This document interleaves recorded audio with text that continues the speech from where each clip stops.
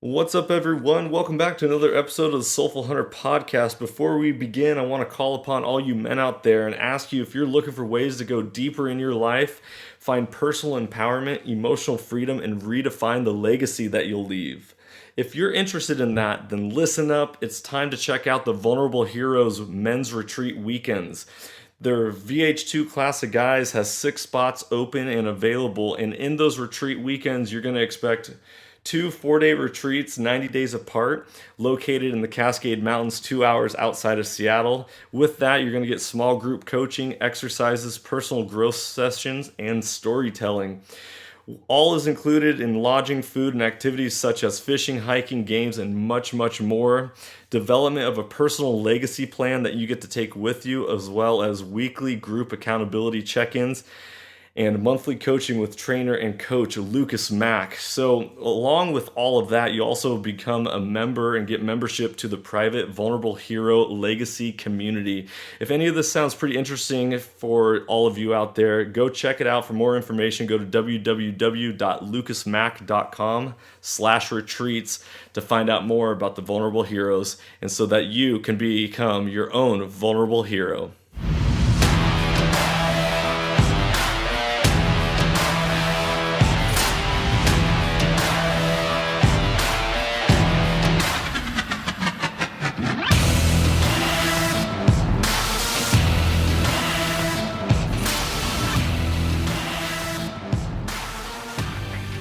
Welcome, ladies and gentlemen, to the Soulful Hunter podcast. I am your host, Johnny Mack.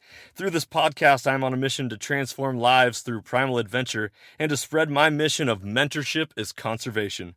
This podcast is powered by Washington Backcountry, a resource for all hunters new and old. To find out more about Washington Backcountry, go to wabackcountry.com or search for Washington Backcountry on Instagram, Facebook, and YouTube.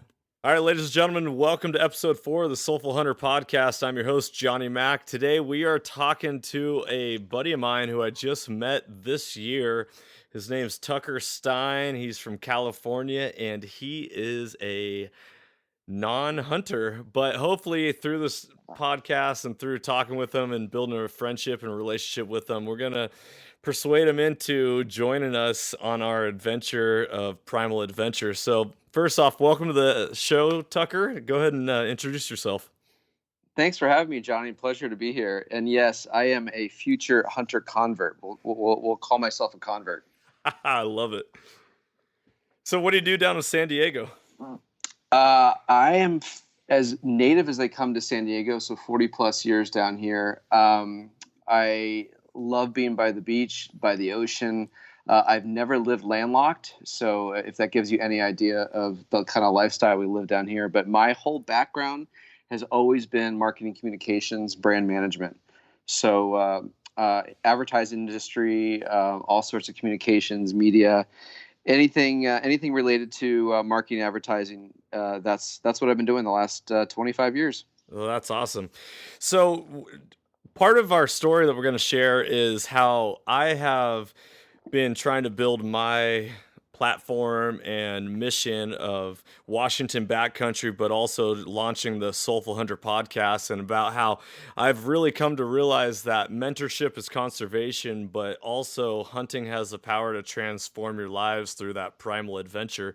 And so I want to talk with you about your take on that as someone who is going to be going on their first hunt at some point, someday, and what it was through conversations that you and I have had over the past 5-6 months of getting to know each other that really shifted your mindset and changed your perspective on why you would even want to hunt. Love it. So two things come to mind as soon as you said that. The first thing is, and this is coming from as city slicker as they come in Southern California. I grew up, even though I was born in Colorado, I grew up here on the coast, but my parents always raised us to go to the mountains every year.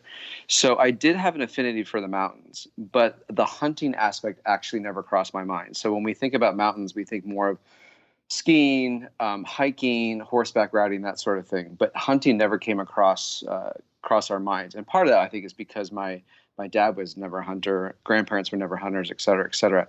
But two things came to mind. One, for us city slickers, hunting, there's this fear factor attached to it. And I think a lot of it has to do with just the fear of the unknown.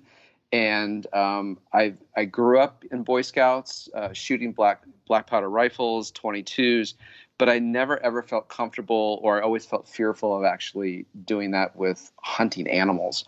So that's the first thing. That would be fear. The second thing is, because I've been around the media so much, and a lot of my job's been around marketing and advertising, media has distorted, at least from my perspective, distorted what hunting looks like, and that whole concept of trophy hunting. So when you and I first started talking and you said that you are a hunter, I immediately had these kind of preconceptions, misconceptions, or just my own experiences attached to that imagery. And as soon as you started talking about primal adventure and getting back to nature and creating community and actually adding soul to hunting, it immediately piqued my interest. And I realized that there was a lot about the hunting world that I knew absolutely nothing about. And it was completely, I don't want to say jaded, but just like it didn't have the positive connotation that or the spin that you had put on it. And right away I was like, I want to learn more about this. Yeah, man, that is so cool to hear you say that. And I really appreciate you taking the time to even be open minded and have this conversation. It's something that is missing in today's society. People are so comfortable on their couches with their internet and their lattes and fast service of all kinds, with groceries being delivered to their front doorstep and all that to take your place out of comfort and put yourself in a place of the unknown, and to pursue adventure is what can change your life and also ultimately give you purpose. Absolutely. And I think that's what struck me the most, is when you started talking about what it meant for your childhood, what it meant for you as an adult onset hunter, which I thought was something I'd never even heard of before. You think of hunting, it's like, oh, it's in your blood, it's in your DNA. You start when you're a kid, you grow up with it, it's part of you. And I think that was also part of my fear. Was I assumed that every hunter grew up like literally coming out of the womb with a gun in their hand. And I no, I'm being serious. And I never thought about the fact that you could actually get into hunting later on in life. So when you told me, again, after first meeting you, I thought, oh, this guy's been hunting since he was a baby. And you told me you had just started hunting, 6, 7, 8 years ago. I was like, oh, wow, that's incredible. I never thought about that being a hobby that you can get into later on in life. So that right off the bat. And then you started talking about purpose and your connection back to nature and what inspires you. I was like, there's definitely something deeper and bigger here that I want to learn more about. Yeah, I think that's one of the things that's missing in the hunting community is the fact that it is so common thought that if you weren't raised a hunter, you're never going to be able to become one, or at least Yes. become one and be successful at that. Right. So that's one of the missions that here at the Soulful Hunter podcast is to transform mindsets and break down barriers and bridge the gap for people who have always sought after adventure in their life and yet didn't know where to start. So I'm using you as a little bit of a guinea pig as to what is going through your mind, and so the people that are listening to this podcast and thinking, hey man, this might be something that I want to do, or I'm really new at it. What are some things that are scary to think about and yet exciting, or maybe a little daunting? Well, it's funny that you bring that up, because here's my analogy, and you're going to laugh at this. And this is my Southern California analogy to it. It's the same thing for surfers here in Southern California. So everyone, when they meet me, they're like, "Oh, you grew up in Southern California, blonde hair, blue eyes. You must be an awesome surfer." I picked up the board once. I was so bad at it, I have not surfed since. And there's this concept or this myth that when you go out into the surfing world, it's like if you don't know where to go, if you don't hang out with the right people, then you'll be completely ostracized from society. And you see these surfing movies, and people get out there. It's like, oh, you're no good. Get out of here. It's territorial. That's exactly the way I looked at hunting. Is if I were to walk out there right now and start hunting, I'd be lost. No one would accept me. I'd be an outcast, and then the whole experience would be miserable. So when you and I first started talking, and your whole concept around mentorship and conservation, there's actually people out there that want to help people or rookies that are older in life want to learn the sport, that totally transformed my perception of it too. So I think there is that kind of that legend approach to it where you think like, okay, this isn't for me. I don't belong. I'm not going to be part of this community. And as soon as you use the word mentorship, I'm like, that's pretty cool. There's somebody actually that's willing to care about it. Yeah, it's pretty cool to think, but thank you, by the way. But it's pretty cool to think that there's safety in numbers. You know, Yeah. when you go out and you're an individual on a lone adventure, there's some mystique that goes along with it, and yet is completely terrifying because you have no one to rely upon or to have some checks and balances in what you're doing and how you're going about things. And so having that community is so important, and that is what we're trying to do here is to provide an environment that is welcoming to people. Amen. That's exactly what I wanted to hear, because I think that would probably be my biggest barrier to entering a sport like this. It's not it's not one of those sports that you go out and buy a tennis racket and you take a few lessons and boom, you're in it. And this is something that's totally different. And if someone's willing to take the time and really mentor you into the program, I'm all in. It's the kinds of sports or that feel like unless you paid thousands and thousands of dollars for lessons, or you were coached by the top rated coaches in the state.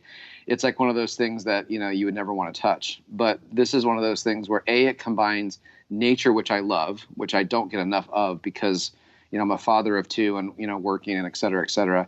And it combines community, which I absolutely love.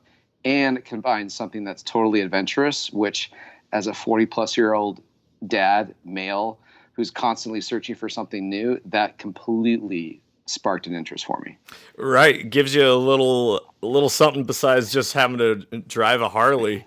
Gives you that new fire to fuel your bones. It's my new midlife crisis. I love it.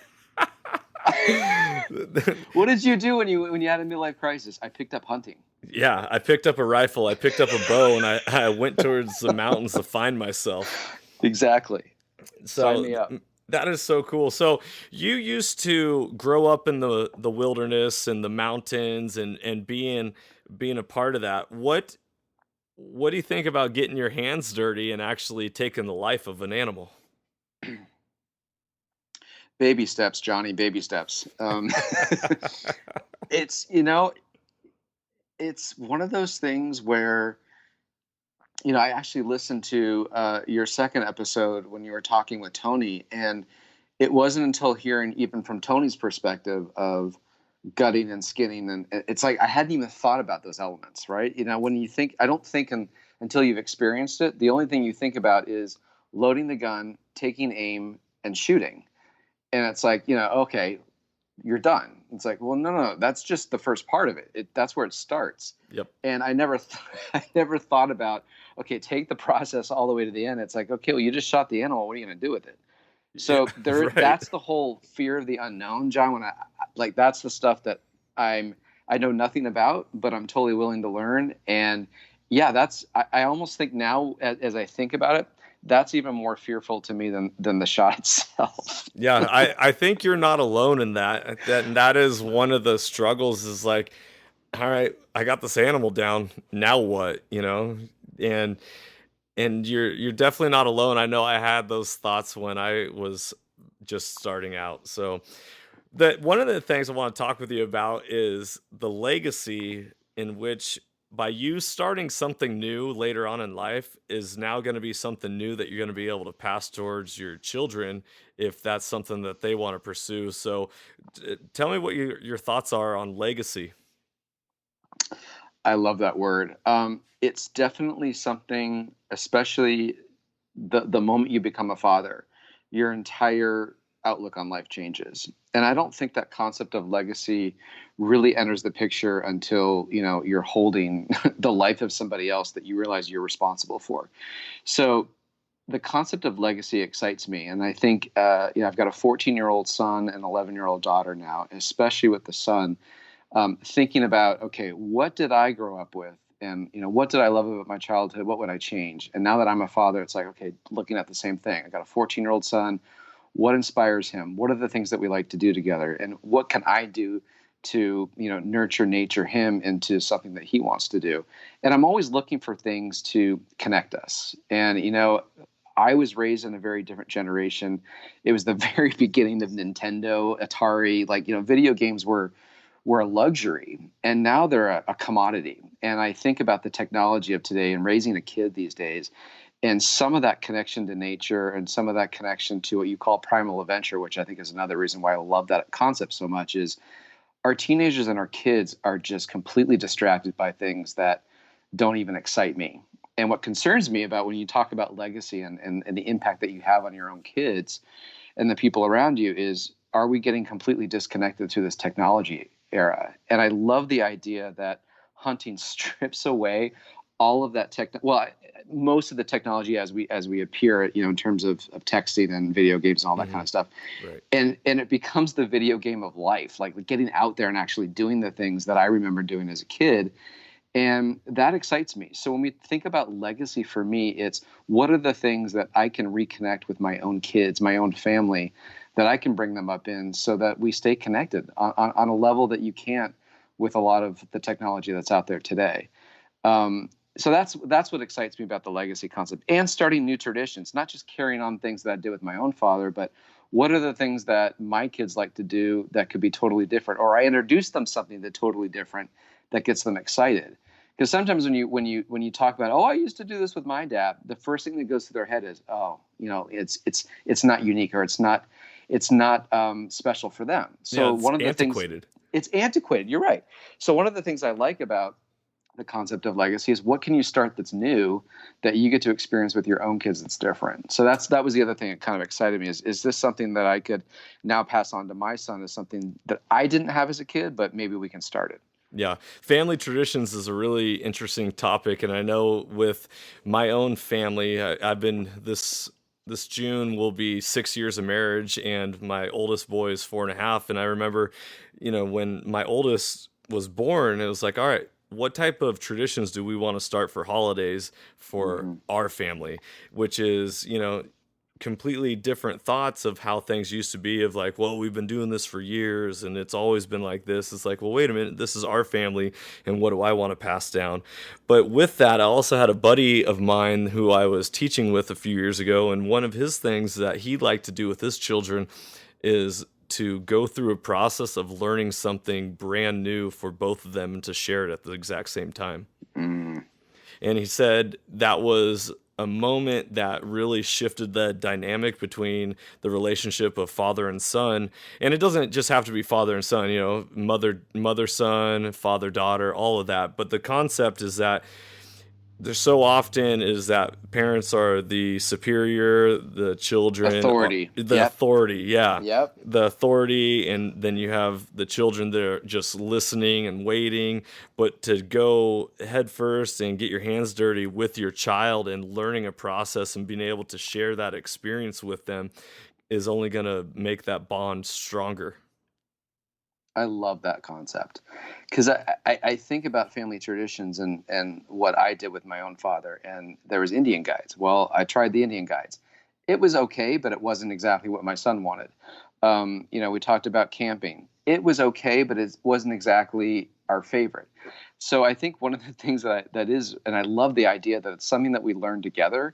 So there isn't this dad knows best and you will follow what I do. Like it's not a forced fit. I like the idea is that we come up with something that both of us, we both love nature. We both like being outside. We both like trying things new. Could this be one of those things where we actually get to do something together? And you're right, be rookies together. I love the idea that legacy doesn't have to be necessarily passed on from generation to generation, but legacy can be two rookies learning something new that creates something new for our own kids. Yeah. Us as human beings are meant to be in relationships with one another. And it's so often in what you thought the hunting world was all about was you're not welcome, kind of like that old Forrest Gump, you can't sit here type attitude. And yet really this new millennial type hunter, this adult onset hunter is re-changing how everything has been thought about and just breaking down barriers and walls. And we get to create hunting however we want to create hunting. We get to reinvent, reimagine it, and that is the beauty of what us adults can do, because we don't have anyone to lead the way and show us how it's always been done. We are learning as we're going, and that is what is strengthening us and allowing our roots to grow so much deeper, and for us to fall in love with that primal adventure and getting Mm. out and being one with nature. I love everything you just said. And like I said before, I think one of the things that, it's interesting. About 3 years ago, we were sitting in the living room and we all looked at each other. It was a summer. And it was one of those moments where it was like, okay, camps are over. This is over. We got 3 weeks before school starts. And we all looked at each other and said, what are we going to do? And it's like we kept going down the list of things, and it was always the same things. We did that last year. We did this year. We did this. And for some reason, I don't remember who it was, somebody said, let's go to the mountains. And it was like, oh my gosh, we haven't done that. And we picked Mammoth, which is in the Eastern Sierras here in California. And we got in the car, drove 6 hours away, and it was one of the most fun family trips we've ever taken. No technology, no TVs. We stayed in a really cool cabin. We got to go hiking. We got to go swimming. We got to go chase waterfalls. We got to go fishing. There wasn't 1 ounce of like indoor activity other than literally putting our heads down to sleep. And we just started doing it over and over again. And it reminded me how much that I felt a connection to nature and how much I was missing it.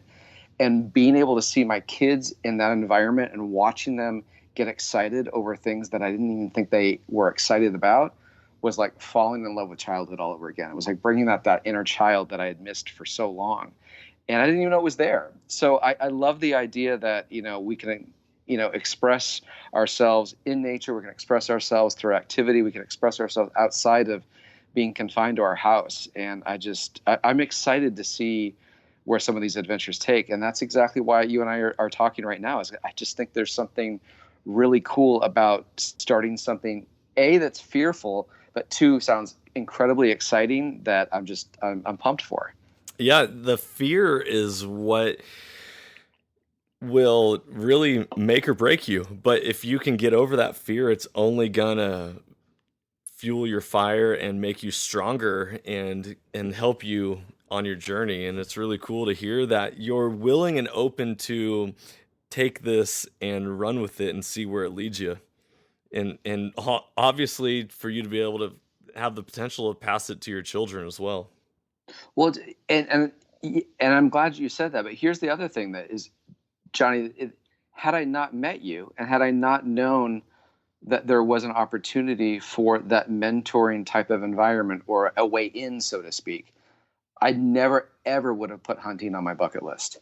So the fact that you're willing to kind of step out of, or debunk the myth around hunting being this, super expert, Paul Bunyan mountain man type of sport, where you can just literally bring in people who are total rookies and have absolutely no experience and want to help them, that makes a huge difference. So that's exactly why this concept of Soulful Hunter and getting out there and being a part of something like this is meaningful.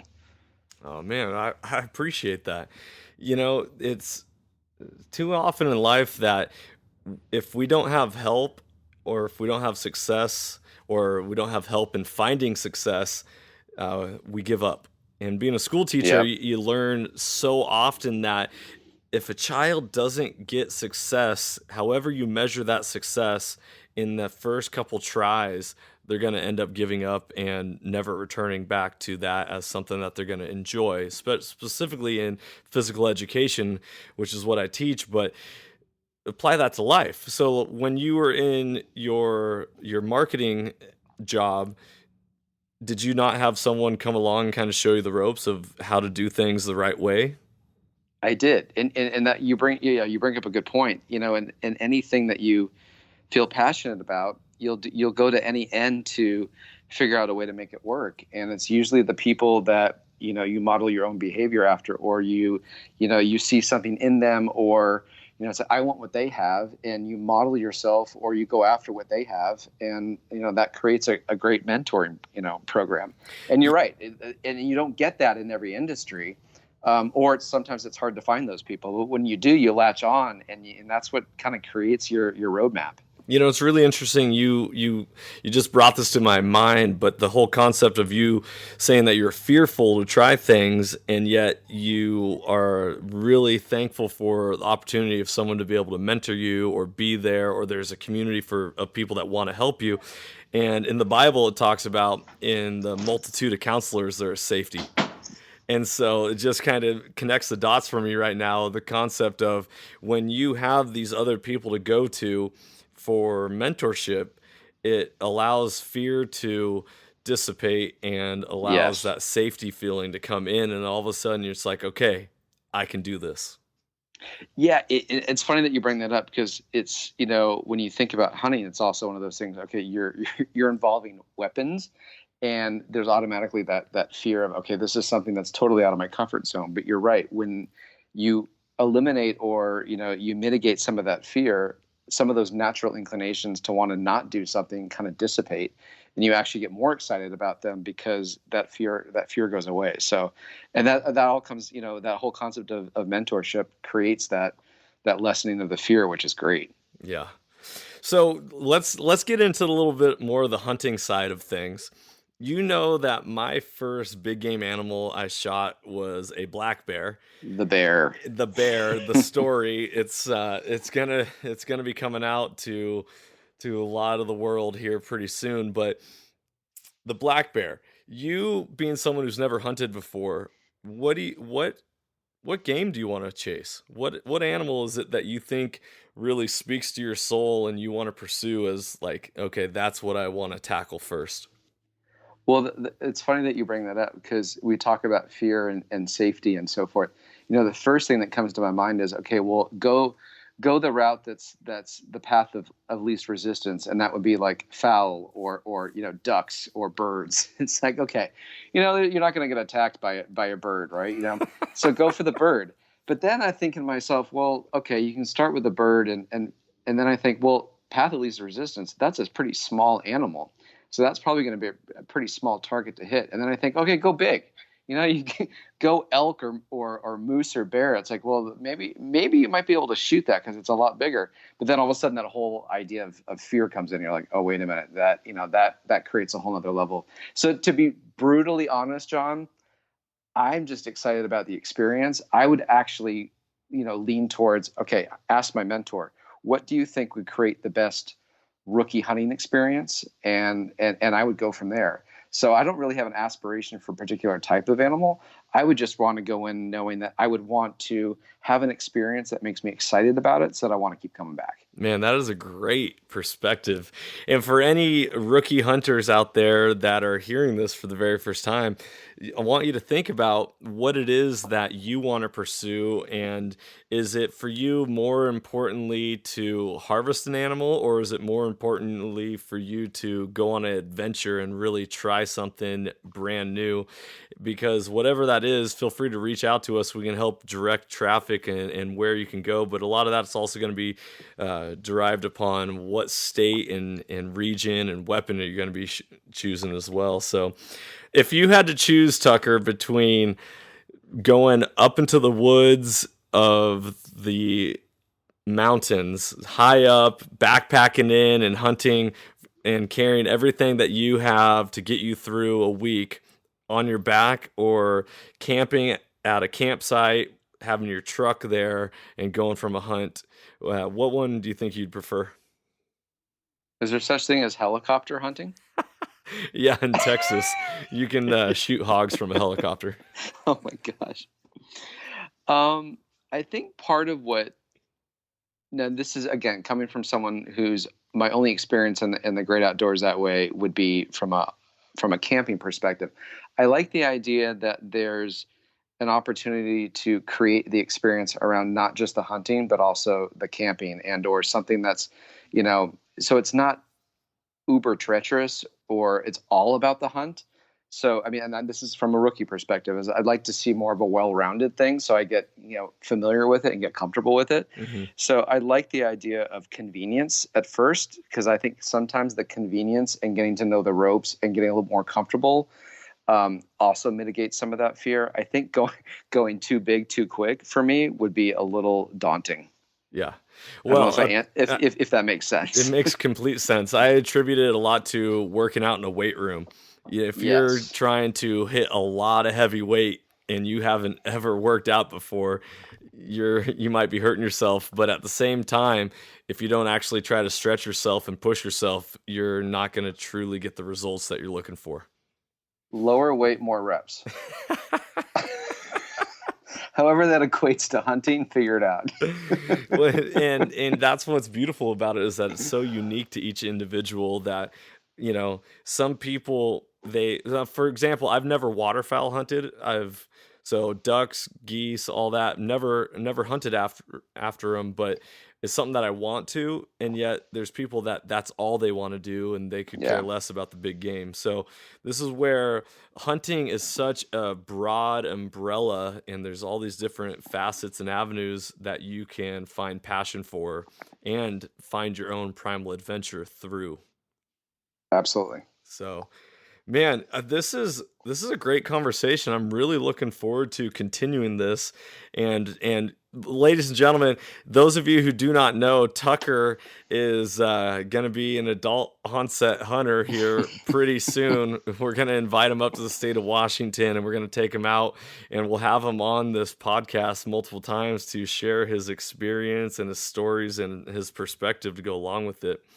One thing I want to share with all of you is that when you live life in comfort, there's not going to be a lot of gains that you make. It is when we Mhm. live in a life of discomfort and on edge is where you're going to be forced to make decisions of either getting better or getting worse. And in your life, it's always about advancing and making improvements. And how are you going to improve upon your own soul? How are you going to make yourself a better father, a better husband, a better worker, a better employee, a better friend? All of these different things. And so applying that, we're going to mesh these two together. And is, how does hunting make you a better person? And that is the concept that we're going to try to reimagine and reinvent hunting and what it can do for your own soul. So Tucker, asking you, what is it that you think hunting can do for you to make yourself a better person? Well, I'm a firm believer that in order for us to be happy humans on this planet, we have to have balance in life. And I think one of the things that, especially, a dad of two, I've been married almost 20 years now, at the peak of a career, that sort of thing, it's very easy for us to get off balance. And I think one of the things that I'm really looking forward to in terms of, one of the things you and I talked about before is this concept of what does hunting bring out in your soul? And for me, that soul allows me to be balanced. So I love the idea that hunting has this ability, with the primal adventure on one end, but also the ability to create this element of balance between community and friendships and some solitude, some, complete fear of the unknown, a way to meet new people, a way to reconnect with my kids. All of those things you think about, it all takes us away from the day-to-day routine. And I think that's one of the things that I look forward to in something like this is, again, keeping myself well balanced. And if I'm not well balanced, I'm I'm not the person that I want to be. And you and I have talked about this before, John, but one of I think the keys to being a good father, a good husband, and good at your job is the ability to make sure that you're investing in yourself the right way to keep that balance. Yeah. So when I think about hunting, I think that's an investment in myself to keep that soulful balance. Yeah. You cannot love others if you don't love yourself first. Hmm. And whatever it is that you need to do in order to love yourself and truly love yourself, do it so that when you return home, you are the best version of your own self. Absolutely. And that's beautifully put, that you love to keep that balance. Have you ever had any wild game before? Um, Yes, I mean, as wild as it gets would be buffalo, boar, and elk. What'd you think? Um, I think I probably didn't have the right person cooking it for me. Uh-huh. I don't, buffalo is pretty common here in Southern California. We get it a lot, and usually it's, in the form of burgers, bison or buffalo burgers. But the only game that I've had was in Colorado, and it was done, from some family friends. And I remember it just being tough and chewy. It wasn't exciting to me. But I've heard nothing but great things. If done well and cooked well, it's awesome. So I'm looking forward to to eating it with people that know how to cook it right. And yeah, I'm excited about that. So, one question I have, actually, I have a few questions in regards to this, because this brings up a whole new topic is what happens if you don't like the meat? What's your take on that?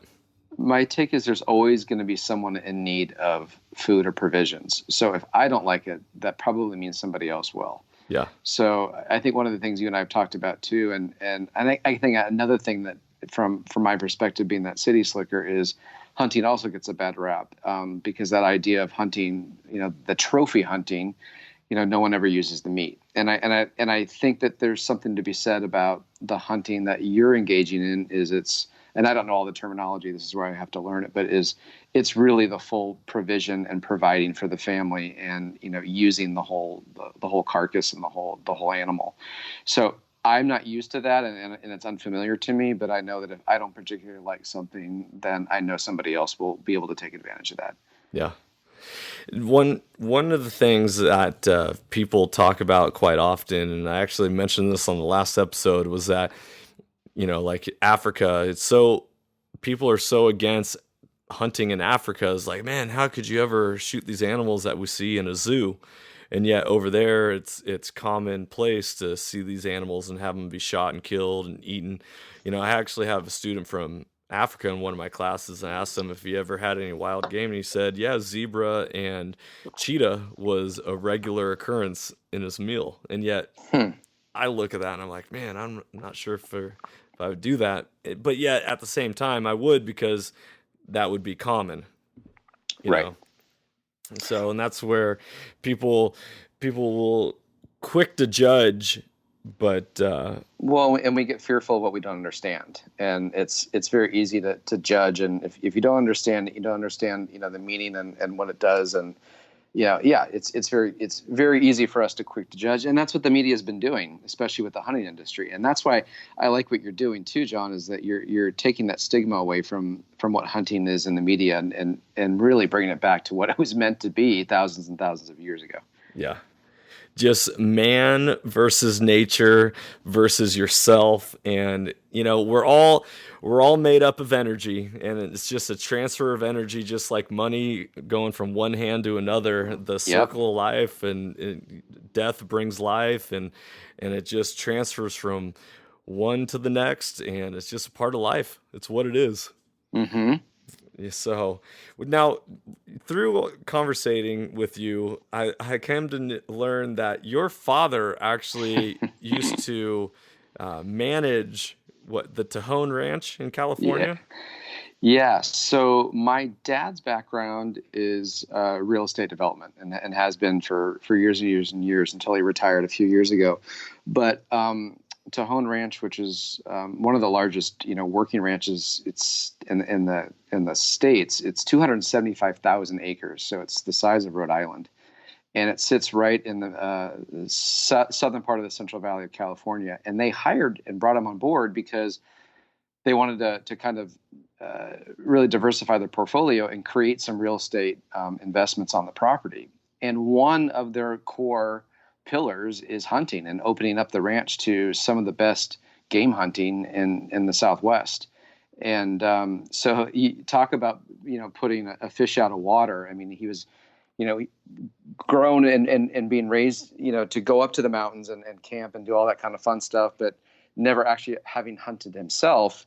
That was, talk about a rookie. To this day, he's only hunted a handful of times, and he's done some some elk hunting and some boar hunting on the property. But yeah, that was a fish out of water, but it's a huge part of the culture there. So I got exposed to it in terms of hearing about it and hearing a lot of stories about it and a lot of the history around it, which I love history. So having hunting being a big part of the ranch's history, that intrigued me. But again, not having that mentor or someone that really could guide me into what hunting might look like on the ranch, I never pursued it. So I've only heard stories about it. Yeah. Did your father ever talk to you about it, about his hunts, or like what was it that why did he not pursue it?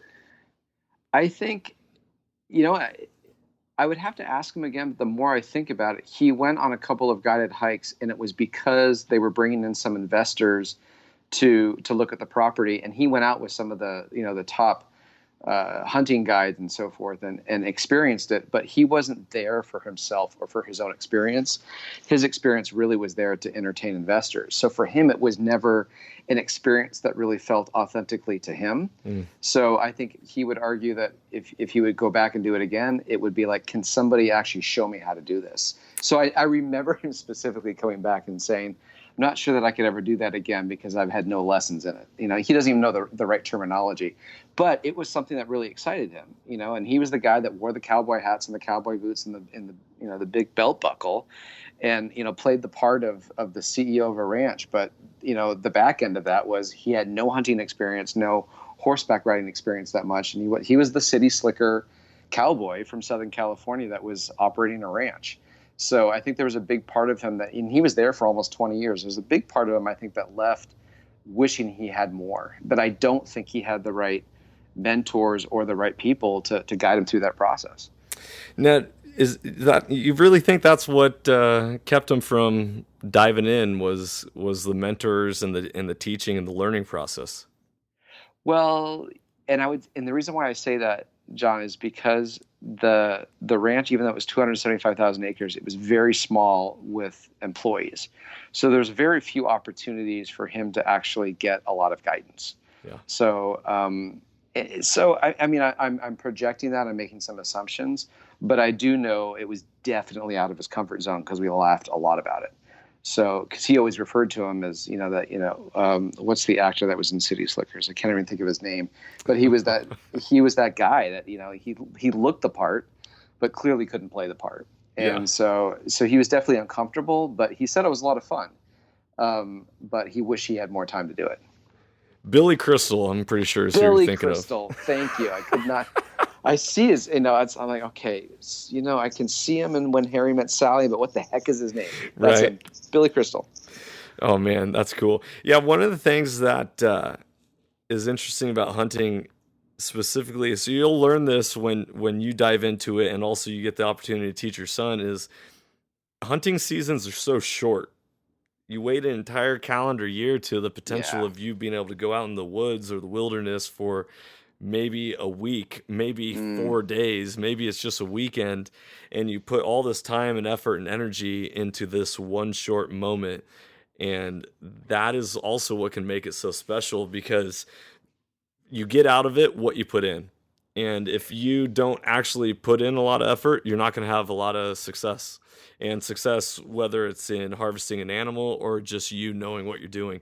I think one of the biggest, most enjoyable moments for me growing in my process of becoming a hunter is when I bridged the gap of hiking with a gun to seeing animals that I was actually pursuing. Whether or not I was shooting one or they were legal to shoot, when I was able to walk into the woods or walk into the mountains or the desert or whatever it is and have a specific target in mind and still lay eyes on it, I was like, okay, I did it.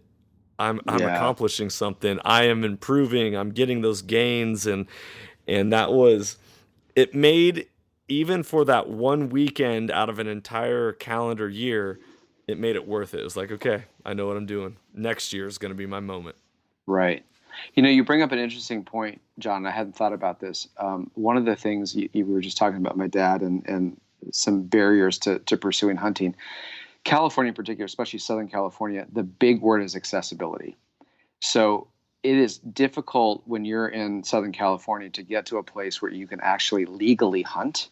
And what happened with Tejon Ranch is because the season is so short, and because it is so popular with, the two largest cities in the state of California are only, an hour to a half an hour away from Tejon Ranch, the waiting list just to get a permit to get on the property was so long that was the other thing, is he didn't even have access to it all the time, even though he worked there.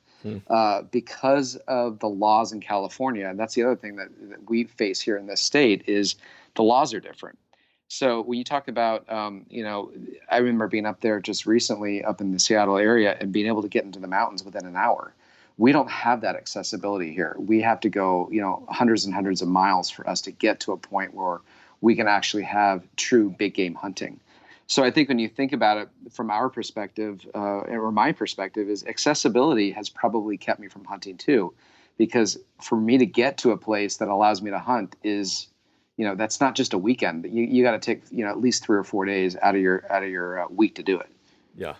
No, I totally get it. And one of the topics that we're going to be diving into throughout this podcast is the concept of urban hunting versus wilderness hunting.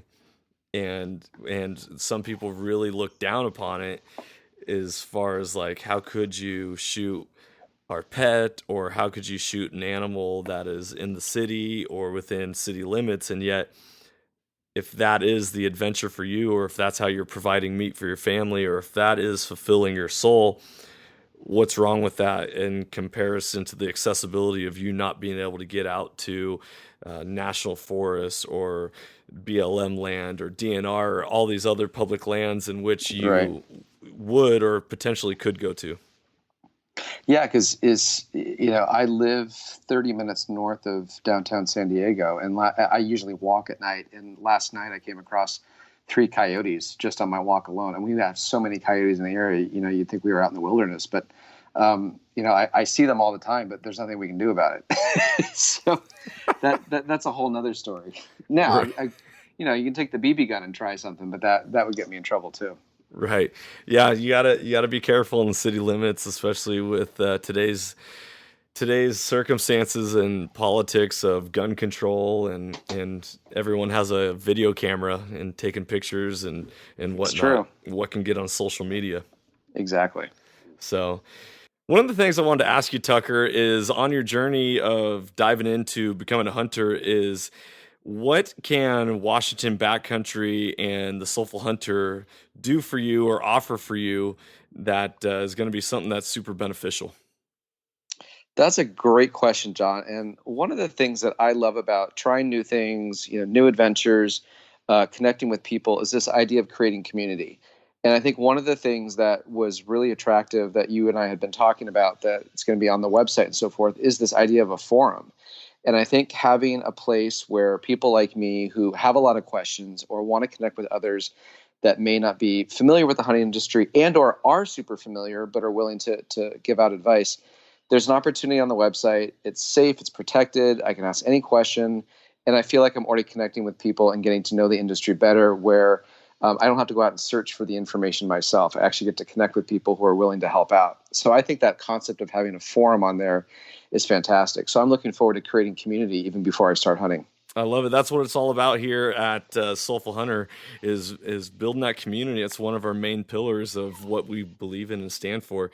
And one of the things that when I was founding Washington Backcountry is I had this idea is I wanted to branch out more than just weapons and animals. And part of the Washington Backcountry logo is just a mountain with the sun raising behind it. But with the Soulful Hunter, I knew that I wanted to reach further across America and not just be localized to the Pacific Northwest. So I wanted somebody in like Tennessee or Michigan to have interest in being a mentor for anybody. And so part of the reason why I started the Soulful Hunter podcast was the ability to branch out and cross borders throughout the nation. And so if you are listening to this podcast and you are interested in becoming a mentor, or if you are interested in finding a mentor, or you are looking for a hunting partner, or you just want to talk hunting, go to soulfulhunter.com, go to the forum, log in, register, and be a part of the conversation, be a part of the community. You're never going to outgive good, and any time that you can give back to the community and give back to what you love so much, you're only going to be making a difference and being an ambassador and helping people fall in love more with this idea of primal adventure. Man, Tucker, I really look forward to diving into more of this with you on later episodes. And I want to thank you so much. I'm sure all these listeners out there are really going to be able to take away a lot and feel inspired by your journey and your perspective. And I hope they can reach out to you for some information at any point. So, how can listeners get a hold of you? Let's see. Listeners can get a hold of me. Social media, the best way to get a hold of me would just be Instagram or Facebook, which is just, Tucker Stine, Stine. And that's probably the easiest way to get a hold of me. But you'll be hearing definitely more of me, John, because I want to stay connected and continue to, and you can trace my rookie journey through all of this, because when you and I first started talking about the Soulful Hunter, I mean, this is exactly the type of, I am your ideal demographic, and I can't wait to see how this all unfolds, because, this podcast was literally intended for me in my mind, it's like designed for me perfectly, because I get to experience all of this and learn all of this, and hopefully other people can learn, because one of the things that I love about this is creating the next generation of hunters. How do you transform an industry like this and create new excitement for people down the road? And it's going to be people like me who get to create new legacies with their kids and inspire a new generation of hunters. So I'm excited to be a part of this journey. Well, we're honored to have you. One of the things is that how do you get people to fall in love with something if you never teach them? And to have them fall in love with it creates this feeling to want to protect it. And I want to protect hunting. And even though I've only been doing it for 5 or 6 years, I know that I want this to last for generations to come, and I want my children, and not just my children, I want everybody to have access to the same type of feelings and life-changing moments in which hunting has provided me. I love it. My parting thought is this, is one of the things that I love about what nature does is it allows us to return to that innocent childhood self and those memories that we have of just being free and, free of worry, free of anxiety, free of all that stuff, and just to be able to just let loose and be in nature. And I love the idea that ideas like the Soulful Hunter and allows us to return to that. And I think that's what's exciting is we get to return to that younger self and experience that freedom that inspires us. So thank you for doing this. Oh, my pleasure. Well, there's nothing quite like the innocence of a child to be able to let their guard down and truly be free in nature and to experience life for its fullest and what it has to offer. So I appreciate it. And thanks for joining us today. Ladies and gentlemen, this is Tucker Stine coming from California. And you're going to be hearing a lot more from him coming up in later episodes. But thanks for tuning in, and we'll talk to you soon. Stay soulful, everyone. If you enjoyed today's podcast, I'd love it if you could go ahead and give this a rating as well as subscribe. Also, you can check us out on Instagram under the Soulful Hunter Podcast. Make sure to tag us in pictures and posts and use the hashtag Soulful Hunter. To find out more about the Soulful Hunter Podcast, go to soulfulhunter.com and be sure to follow the podcast as we are going to be bringing you a lot of great information, insight, and changing lives through primal adventure. I look forward to connecting with you on the next episode. Stay tuned and stay soulful.